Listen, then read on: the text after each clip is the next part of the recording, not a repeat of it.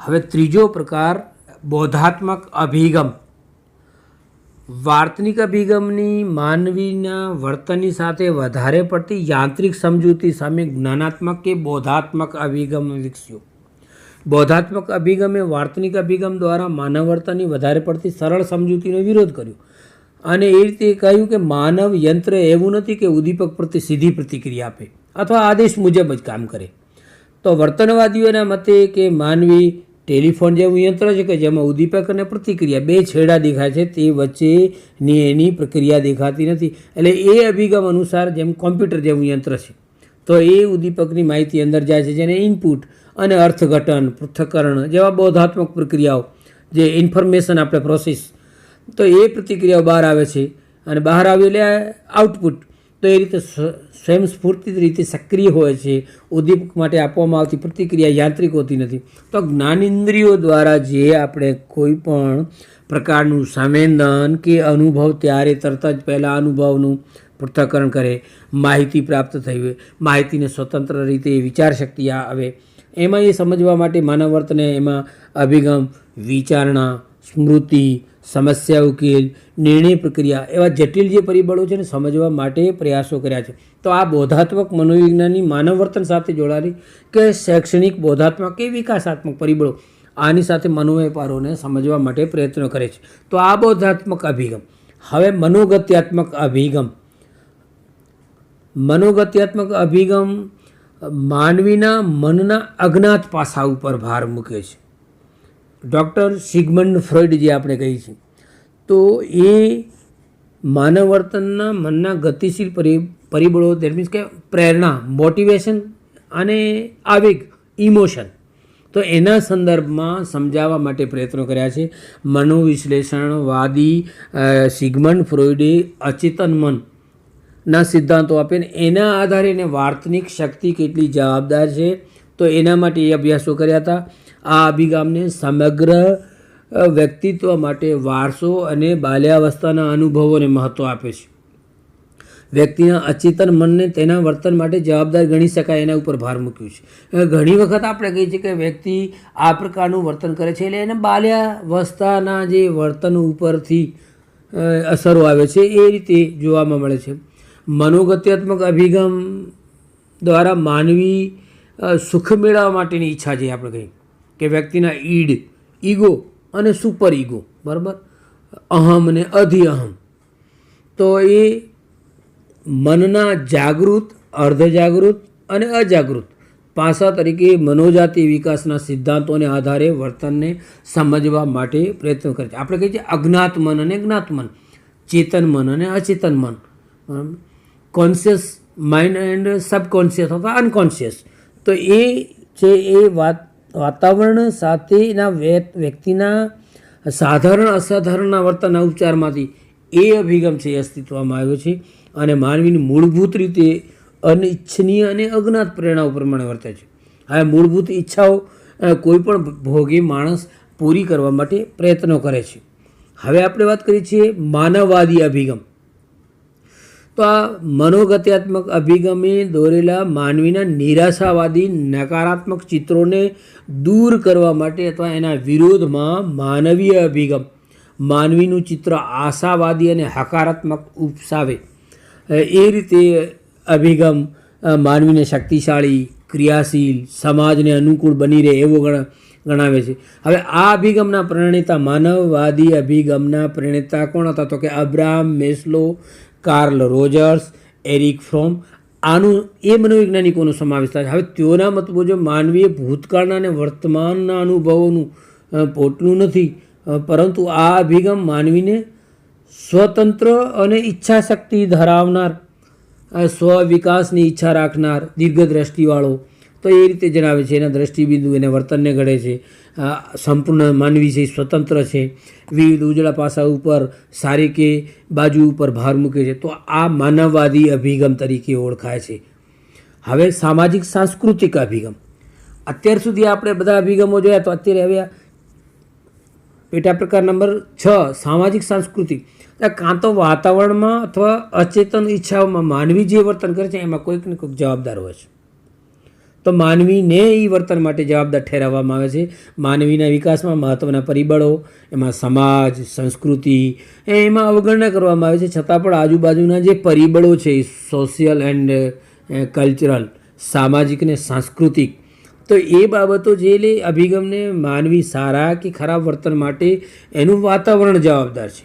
એ રીતે વ્યક્તિના વર્તનમાં સામાજિક કે સાંસ્કૃતિક મૂલ્યો, ધોરણો, દરજ્જો, ભૂમિકાઓ આ બધી બાબતો છે સામાજિક અને સાંસ્કૃતિક અભિગમમાં જોવા મળે છે.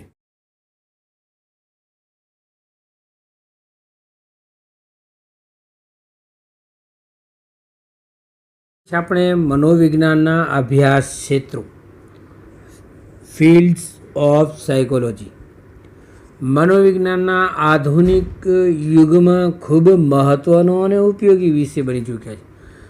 મનોવિજ્ઞાન દરેક ક્ષેત્રમાં કાર્યરત છે,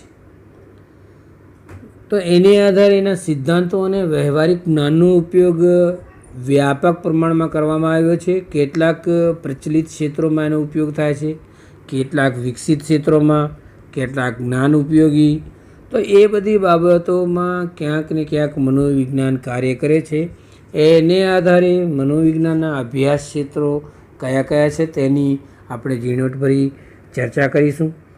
મનોવિજ્ઞાનના વિકસિત ક્ષેત્રો, ડેવલપ ફિલ્ડ ઓફ સાયકોલોજી, એમાં પ્રાયોગિક અને મનોમાપનલક્ષી મનોવિજ્ઞાન. તો પ્રાયોગિક મનોવિજ્ઞાનનું ક્ષેત્ર મનોવિજ્ઞાનનું અગત્યનું પ્રથમ ક્ષેત્ર ગણાવી શકાય, કારણ કે મનોવિજ્ઞાન તરીકે પ્રસ્થાપિત થયું તેમાં પ્રાયોગિક સ્વરૂપનો અગત્યનો ફાળો છે. અને આ ક્ષેત્રમાં કામ કરતા નિષ્ણાતો માનવી અને પ્રાણીઓ પરના પ્રાયોગિક અભ્યાસો અને સંશોધનો કરી અને એમાં પરિણામો અને સિદ્ધાંતોને તારવવાનો પ્રયાસ કરે છે. તો માનવી ઉપર શક્ય હોય ત્યાં સુધી અને જ્યાં સંભવ ન હોય ત્યાં પ્રાણી ઉપર અભ્યાસો કરવામાં આવે છે. આ રીતે માનવીના વર્તન સાથે સંકળાયેલી સરળ અને જટિલ બાબતોની સમજણ, એના સિદ્ધાંતો, એના નિયમોની ચકાસણી, આ માટે નવા સત્યો સામે લાવવા. તો આ ક્ષેત્ર છે એ અગત્યનું એના માટે ગણવામાં આવે છે, કારણ કે કોઈ પણ બાબત છે પ્રાયોગિક ધોરણે કરવામાં આવે કે પ્રયોગ સાથે કરવામાં આવે તો એ નિષ્ણાતોની મદદથી માનવી અને પ્રાણીઓના અભ્યાસ ઉપરથી નવા તથ્યો સામેલ કરી અને એ રીતે એનો અભ્યાસ શક્ય બને છે.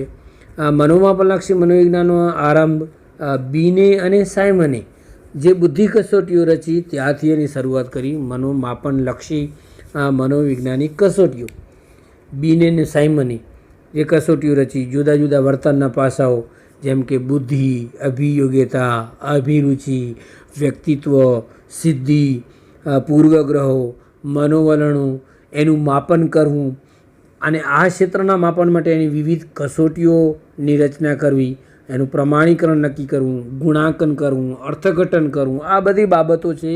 આ રીતે મનોમાપનલક્ષી કસોટીઓ કાર્ય કરે છે. ઔદ્યોગિક મનોવિજ્ઞાન, ઇન્ડસ્ટ્રીયલ સાયકોલોજી, શૈક્ષણિક મનોવિજ્ઞાન, એજ્યુકેશનલ સાયકોલોજી, તો આ બધા વિભાગોમાં આજે વધારામાં વધારે પ્રમાણમાં મનોમાપનની જરૂરિયાત વર્તાય છે અને જેને કારણે આ ક્ષેત્ર ખૂબ વિકસી રહ્યું છે. નવી નવી કસોટીઓની રચના કરવી, એનો ઉપયોગ સાથે કોમ્પ્યુટર અને ઇન્ટરનેટને જોડવું, તો એ પરિણામોને લીધે સરળતા બની છે અને લોકોમાં જાગૃતિ આવી છે. તો આ ક્ષેત્રમાં કાર્ય કરતા નિષ્ણાતોની જરૂરિયાત ઊભી થઈ છે અને એ રીતે અસ્તિત્વમાં આવી છે. હવે ચિકિત્સા, અસાધારણ અને સલાહ મનોવિજ્ઞાન, clinical, abnormal and counselling psychology, તો આ ત્રણેય ક્ષેત્રો એકબીજા સાથે સંકળાયેલા છે. ચિકિત્સા, મનોવિજ્ઞાન મનોવિકૃતિઓનું નિદાન, એનો ઉપચાર, એને અટકાવવા સાથે સંકળાયેલું છે. મનોરોગોના કારણો શોધવા, મનોરોગીઓનો ઉપચાર કરવો, મનોરોગ થતાં અટકાવવાનું કાર્ય આ ક્ષેત્રના નિષ્ણાતો દ્વારા કરે છે. એ રીતે અસાધારણ મનોવિજ્ઞાન જે એબનોર્મલ, એટલે જે સાધારણ કરતાં દૂર છે એવા વર્તનવાળા, તો એ મનોવિજ્ઞાન એનો અભ્યાસ કરે છે. માનસિક રોગોના પ્રકાર, એના લક્ષણો, એના કારણોની જાણકારી, એની માહિતી પ્રાપ્ત કરવી, એના વિશે અભ્યાસ કરવા. જ્યારે સલાહ મનોવિજ્ઞાન એટલે હળવી રોજબરોજની મુશ્કેલીઓ, સમસ્યાઓ, મૂંઝવણો, તો એ લોકોને માર્ગદર્શન આપવું અને મદદ કરવાનું કાર્ય કરે છે. અત્યારની જે પરિસ્થિતિ આપણે જોઈએ છીએ તો રોગીઓનું પ્રમાણ પણ દિવસા દિવસે ઉદ્યોગીકરણ અને શહેરીકરણને કારણે એ સમસ્યાઓ વધતી જોવા મળે છે. માનસિક તાણ અનુભવે છે, રાત્રે ઊંઘ આવતી હોતી નથી. તો વિવિધ એવી મુશ્કેલીઓ જે હોય છે તો એમાં યોગ્ય માર્ગદર્શન આપવા માટે, યોગ્ય સલાહ આપવા માટે આ નિષ્ણાતો કાર્ય કરે છે. એમાં મનોવૈજ્ઞાનિકો, સલાહકારો, તો તાલીમ પ્રાપ્ત કરી હોય એવા, કે ધર્મગુરુની પણ ક્યારેક સલાહ લેવામાં આવે છે ને એ રીતે સમસ્યામાંથી બહાર લાવવામાં મદદરૂપ કરે છે. હવે ચિકિત્સા ક્ષેત્રે મનોવિજ્ઞાનમાં MA, MPhil એની ડિગ્રી પ્રાપ્ત કરી અને અસાધારણ મનોવિજ્ઞાન કે ચિકિત્સા મનોવિજ્ઞાન ક્ષેત્રે નિષ્ણાતો તરીકે કાર્ય કરી શકાય છે. માનસિક રોગની હોસ્પિટલો હોય અને અન્ય હોસ્પિટલો હોય, આવા નિષ્ણાતોની સેવાઓ લેવામાં આવે છે. ખાસ કરીને મનોવિજ્ઞાન ક્ષેત્રે MA કે MPhil કરી અને માનસિક રોગના દવાખાનામાં એની નોકરી લાગી શકે છે. એટલે માનસિક રોગોની હોસ્પિટલો સાથે જે સાયકિયાટ્રિક કે મનોચિકિત્સક હોય તો એ મનોચિકિત્સક સાથે આસિસ્ટન્ટ મનોચિકિત્સક તરીકે કાર્ય કરી શકાય છે. તો આવા નિષ્ણાતોની પણ સેવાઓ લેવામાં આવે છે. સલાહ ક્ષેત્રે સલાહકાર તરીકે કાર્ય કરવા માટે MA બાદ મનોવૈજ્ઞાનિક સલાહકાર તરીકેનો અભ્યાસ, કાઉન્સેલિંગ સાયકોલોજી, તો સલાહકાર તરીકે પણ અભ્યાસ કરવો જરૂરી છે. સ્વયંસેવક, સંગઠન, સરકાર, સામાજિક સંસ્થાઓ, તો વિવિધ ક્ષેત્રે સલાહકારની સેવા લેવામાં આવે છે. જેમ કે ગુજરાત સરકાર દ્વારા શરૂ કરવામાં આવેલી અભયમ હેલ્પલાઇન, તેમજ કેન્દ્ર સરકાર દ્વારા ચલાવાતી ચાઇલ્ડ હેલ્પલાઇન અને વૃદ્ધો માટેની હેલ્પલાઇન, આ બધા એના ઉદાહરણો છે. આ બધા કાઉન્સેલિંગના માર્ગદર્શનના ઉદાહરણો છે. હવે શાળાકીય અને શૈક્ષણિક મનોવિજ્ઞાન, સ્કૂલ એન્ડ એજ્યુકેશનલ સાયકોલોજી. હવે શાળાકીય મનોવિજ્ઞાન એ વિદ્યાર્થીઓના અભ્યાસમાં પડતી મુશ્કેલીઓ, અક્ષમતાના કારણો, એને સમજવા, એને શોધવા, એનું નિરાકરણ કરવું, આવા પ્રયત્નો છે એ શાળાકીય મનોવિજ્ઞાનની અંદર કરવામાં આવે છે. શારીરિક, માનસિક અને એ રીતે પડકારરૂપ હોય એવા વિશિષ્ટ બાળકોને અલગ તારવી અને એનો અભ્યાસ કરવામાં આવે છે. એના માટેની શિક્ષણ વ્યવસ્થા કરવામાં આવે છે. એને શિક્ષકો દ્વારા હૂંફ કે પ્રેમ કે સ્નેહ જેવી લાગણીઓ આપી અને વધારે શાળા કે સ્કૂલમાં રસ લેતો કરવા, બીજા સાથે સમાયોજન સાધવા પ્રયત્નો કરવા માટે આ રીતે શૈક્ષણિક મનોવિજ્ઞાન કાર્ય કરે છે. અને શિક્ષણ ક્ષેત્રે મનોવૈજ્ઞાનિક સિદ્ધાંતો, તથ્યો, તારણો લાગુ પડે એવા એની દૃષ્ટિબિંદુને ધ્યાનમાં રાખી શાળાનું વાતાવરણ, બાળકોના વૃદ્ધિ વિકાસ અને સંદર્ભમાં શિક્ષણનું આયોજન કરવું, તો એ આ શૈક્ષણિક મનોવિજ્ઞાન, શાળાકીય મનોવિજ્ઞાન કરે છે. શિક્ષણને અસરકારક બનાવવું, યોગ્ય પદ્ધતિઓનો ઉપયોગ કરવો, બાળકને શિક્ષણમાં વધુ પડતો રસ લેતો કરવો, એના ચારિત્ર અને વ્યક્તિત્વના ગુણો ખીલે એવી રીતે એનું સર્વાંગી વિકાસ થાય એના માટે એ પ્રયત્નો કરવા, એ આ શાખાનું કામ છે.